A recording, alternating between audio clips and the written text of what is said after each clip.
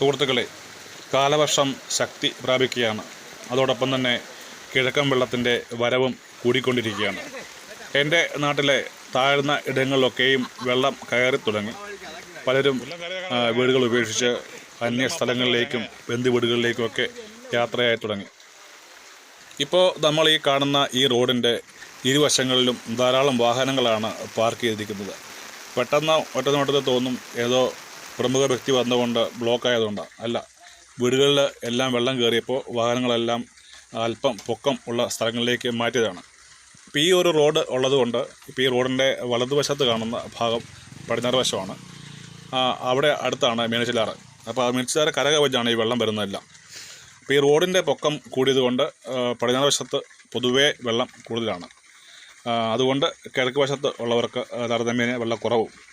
എന്നിരുന്നാലും ഗതാഗതത്തിന് വളരെയധികം അനുയോജ്യമായ രീതിയിൽ ഈ റോഡ് ഉയർന്നതുകൊണ്ട് ഒത്തിരി ഗുണങ്ങളാണ് ഈ നാട്ടുകാർക്കുള്ളത്. കാരണം അങ്ങത്തേക്ക് പനഞ്ചിക്കടവ് മുതൽ ഇല്ലിക്കൽ മെയിൻ റോഡ് വരെയുള്ള ഭാഗത്ത് ആളുകൾക്ക് പെട്ടെന്ന് ടൗണിലേക്ക് എത്തിച്ചേരുവാനായിട്ട് ഈ റോഡ് ഉപകരിക്കും.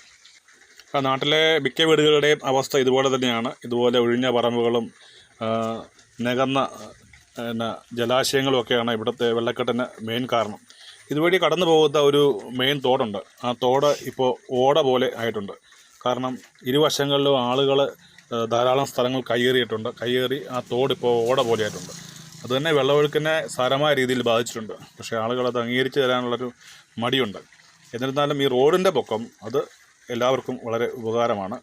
ഇതുപോലെ കണ്ടോ, ഒത്തിരി വീടുകൾ ഇതുപോലെ വെള്ളം കയറി അവിടെ ആളുകൾക്ക് താമസിക്കാൻ വയ്യാത്ത, ഈ വീടിനൊക്കെ അകത്തൊക്കെ അറ്റം വെള്ളമുണ്ട്. ഇപ്പോൾ ഇത് കണ്ടോ, ദൂരെ ഒരു വീട് കണ്ടോ, ആ വീട്ടിലെ വെള്ളം കയറിയില്ല എങ്കിൽ പോലും അങ്ങോട്ട് എത്തിച്ചേരാനായിട്ട് വളരെ ബുദ്ധിമുട്ടാണ്. അരയ്ക്ക് മുകളിൽ വെള്ളമുണ്ട് അവിടെ. ഇതിപ്പോൾ വെള്ളം കയറിയ ഒരു വീട്ടിൽ നിന്ന് വീട്ടമ്മയെ ദൂര സ്ഥലത്തേക്ക്, അതായത് മോളുടെ വീട്ടിലേക്ക് മാറ്റുകയാണ്. അകത്ത് മൊത്തം വെള്ളമാണ്.